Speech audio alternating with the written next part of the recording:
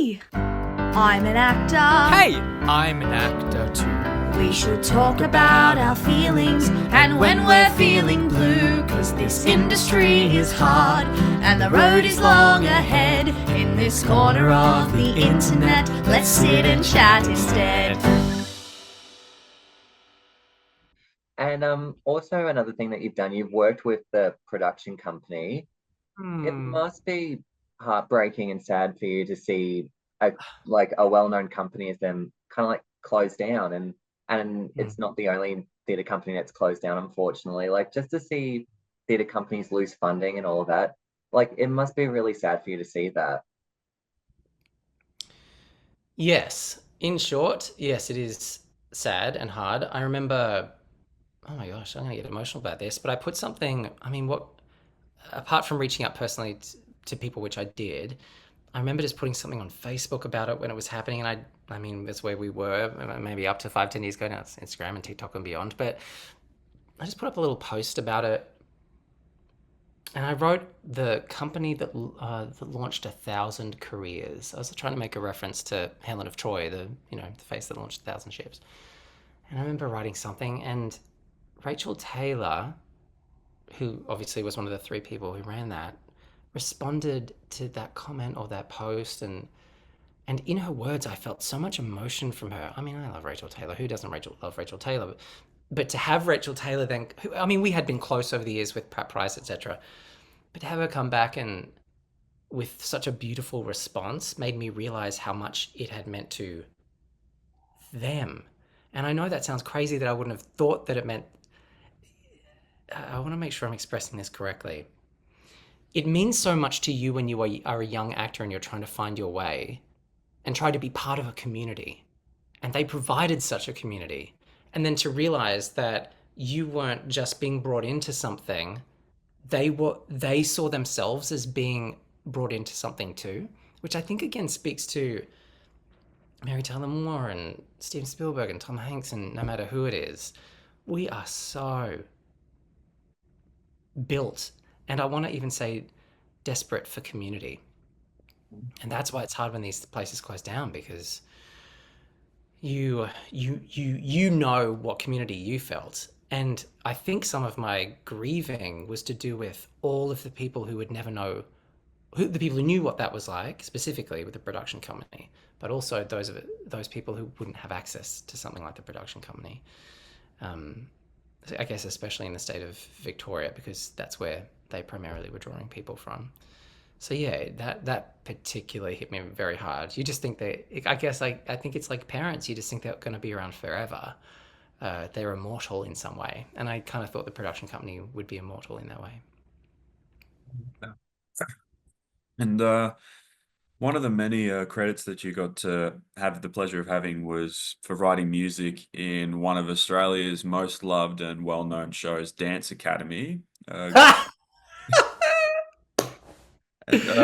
Could you talk about how you got that opportunity and what the experience was like?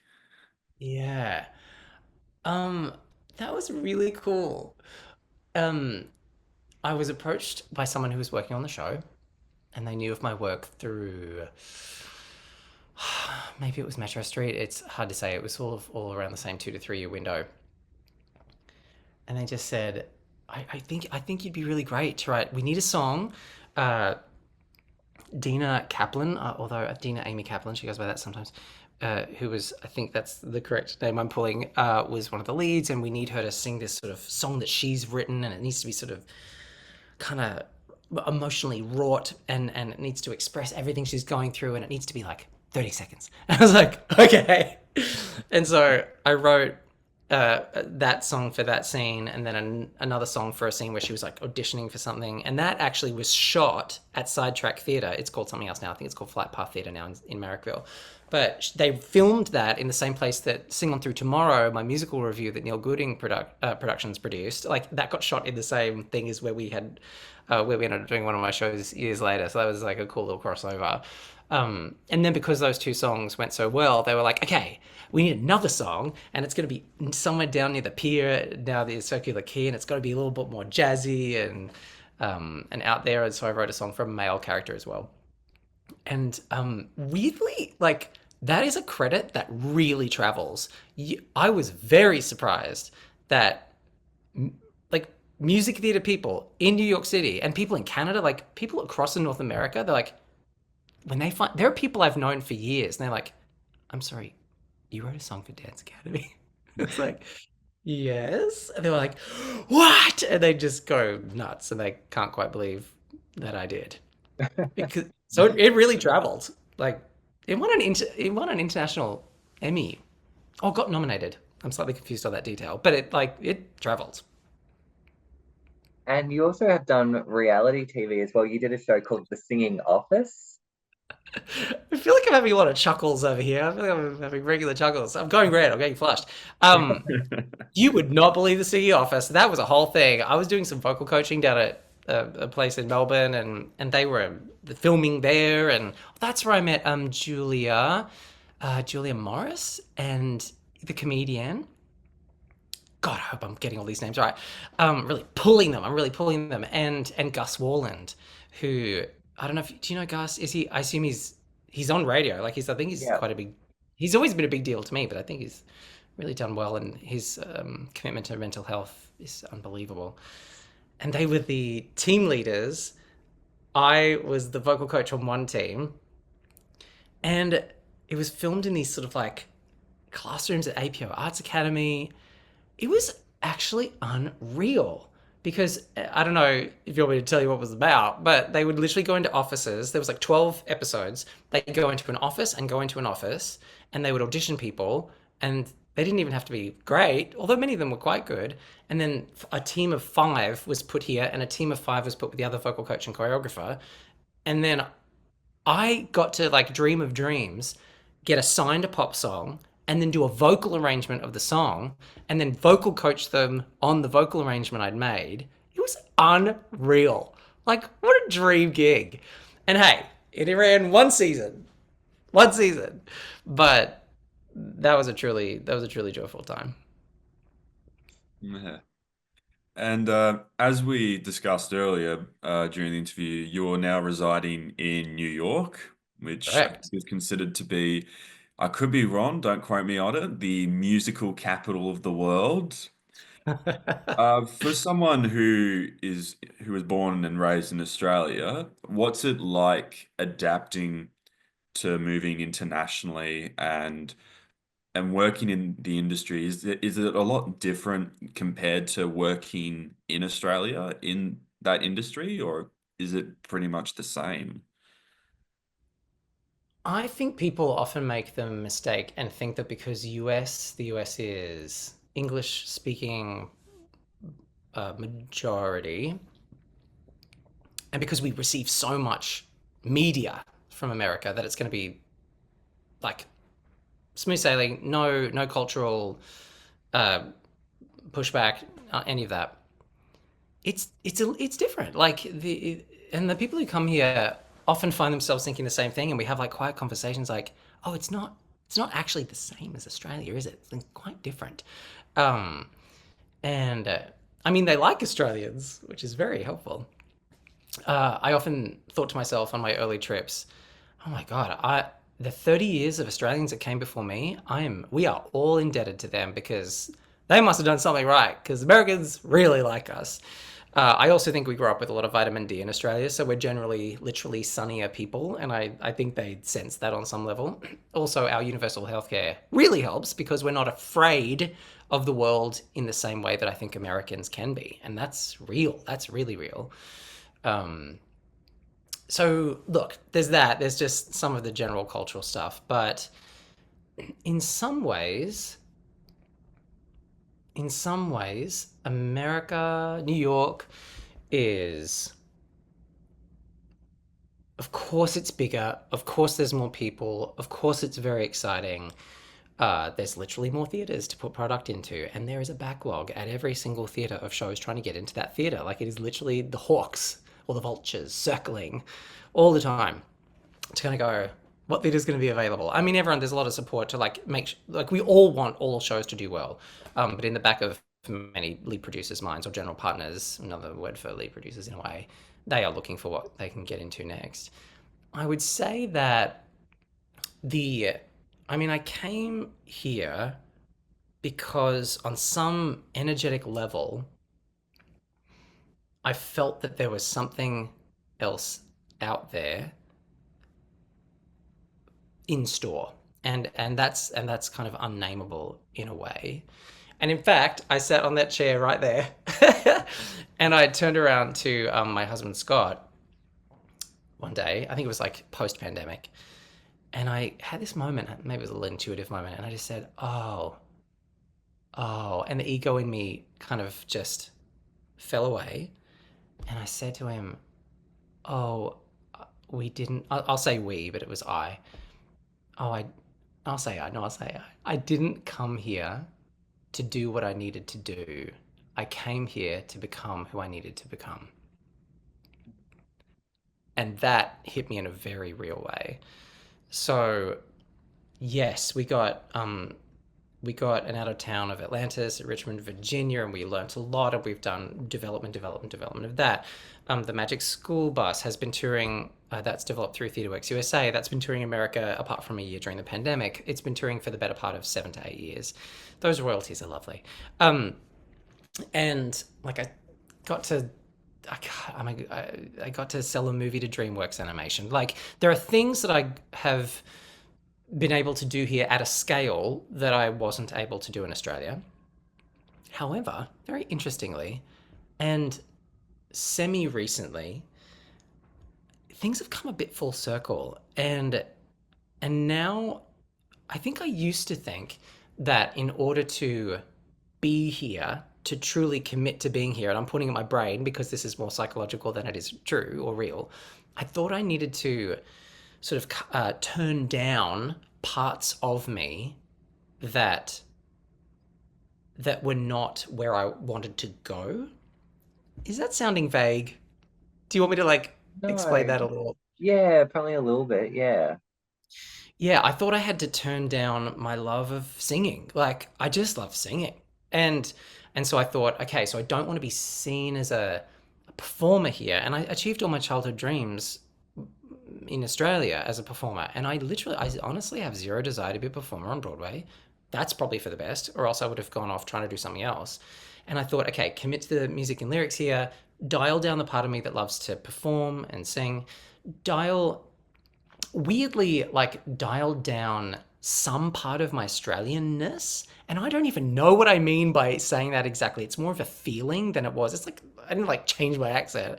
I didn't like ignore Australians in New York, but it felt kind of like I needed to. Oh, that's what it was. I felt like I needed to belong in New York. And if you're going to belong in New York, something was going on in my brain. Like I had to like immerse myself in only New Yorky things.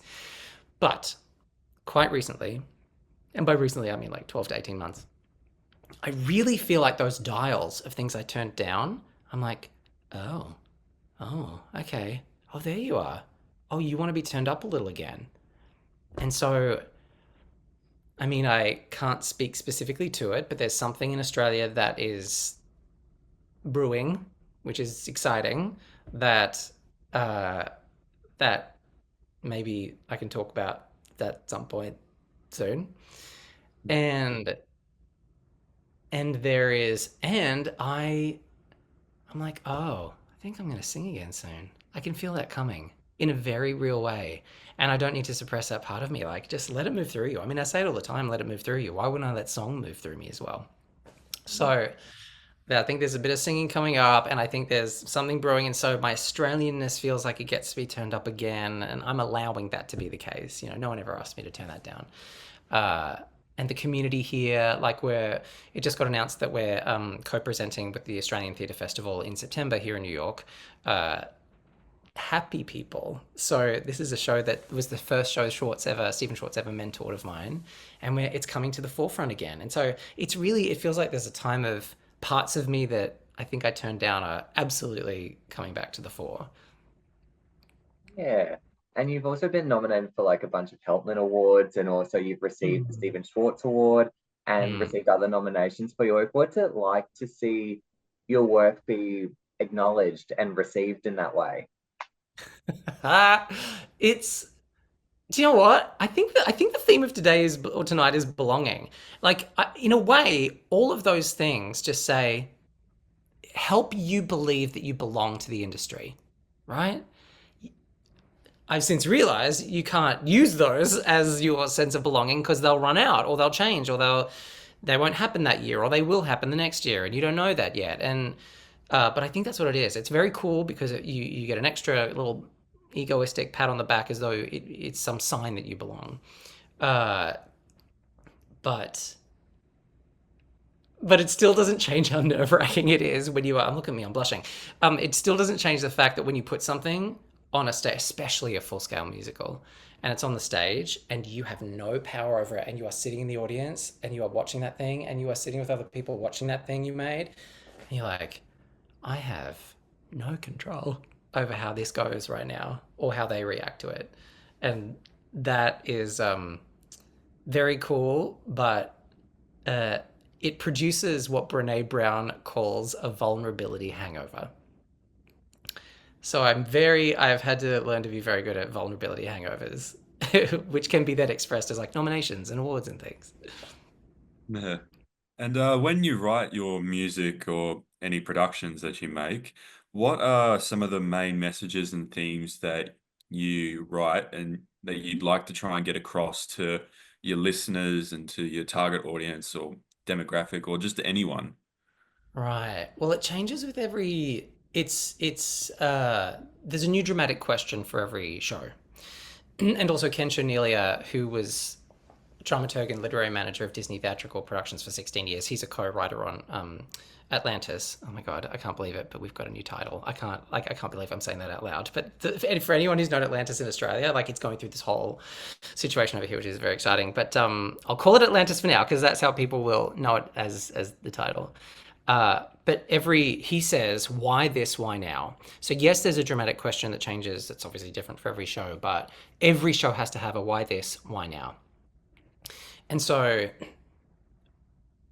with Atlantis, which has a new title now, the questions are around leadership and governance and responsibility and the next generation and structures.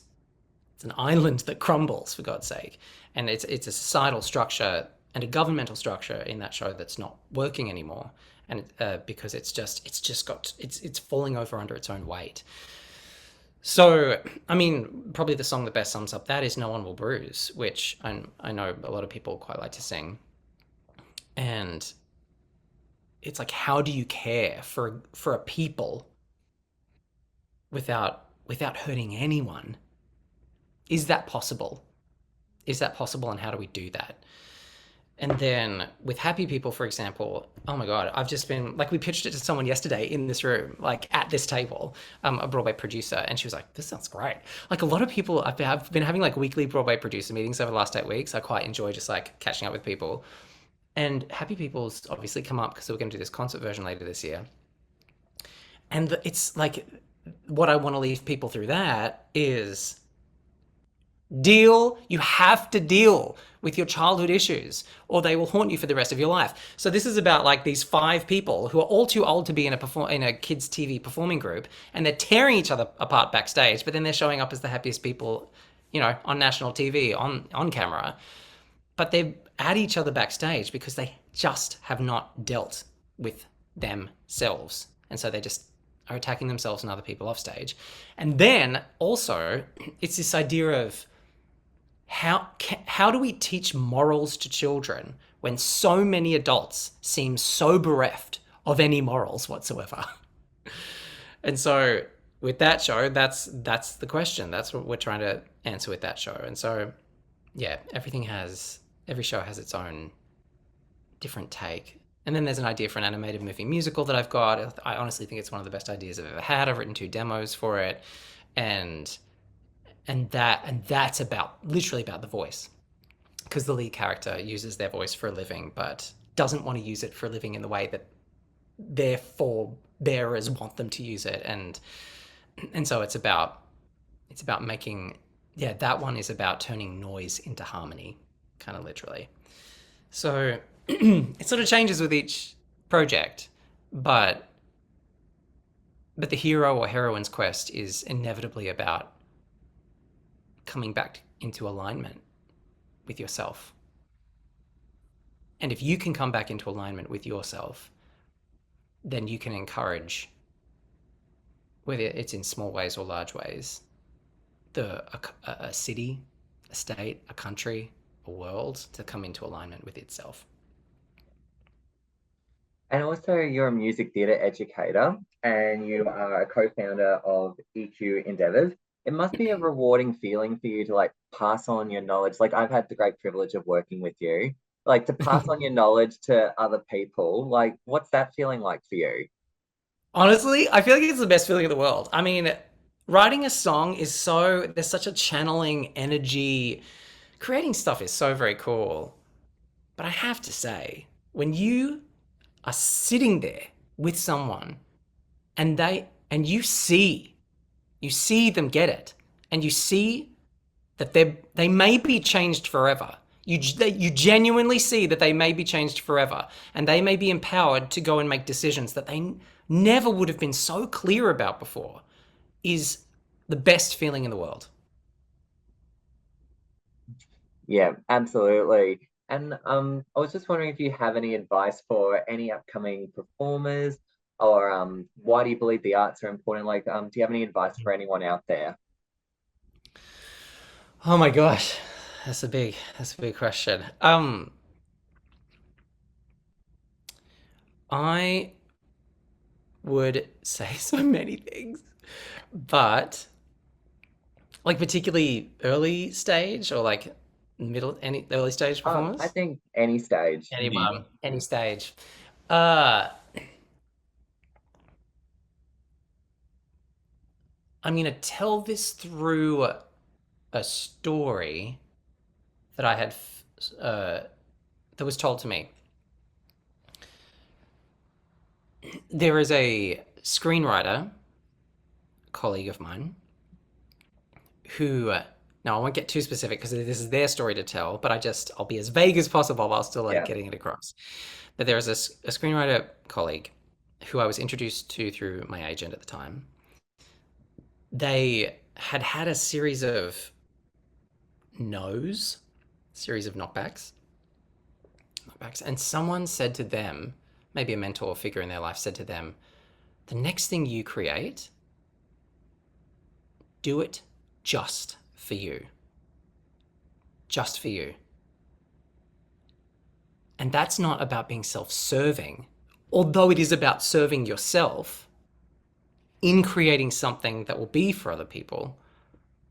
And so he went away and he wrote this thing, and it was deeply inspired by his childhood and how he grew up and where he grew up. I read this script before most people, and I ran out into the lounge room 5 separate times and said to Scotty, my husband, I was like, this is so brilliant. Oh my God, it's so smart. The name of the suburb means this name of the thing, of the whole dramatic question of the whole thing. And I just kept running out and going, this is so smart, this is so smart. And I was like, if this is not something, like truly something, then the whole world is broken and the entertainment industry is broken. And within 2 years, 1 year really, but like it was sort of publicly announced about 2 years later, Ron Howard bought it, Amazon Prime greenlit it, and Eddie Murphy was starring in it. But he created it after a period of knockbacks and no's, which so many of us experience. All of us, well, not so many, all of us experience over and over again in this industry. And he created it just for himself. And in doing so, he created something that was so incredibly special and undeniable to the reader. So that's what I would say. Knowing that you, whoever you are that I'm speaking to, that you are going to get, that this is going to be the wildest, most thrilling, most devastating, most incredible ride, know that regardless of the knockbacks or no's that will come, if you can find that place in yourself that you are doing it for, the why, the mission, the reason, then it will always be worth it, and you will always find a way. Well, thank you so much, Matthew, for being on this podcast and for joining us. It's an absolute pleasure to have you. And Pleasure to be here. yeah, thank you so much. Yeah, thanks, Matthew. Pleasure. You guys are awesome. You're doing it. You're doing the You're thing. awesome.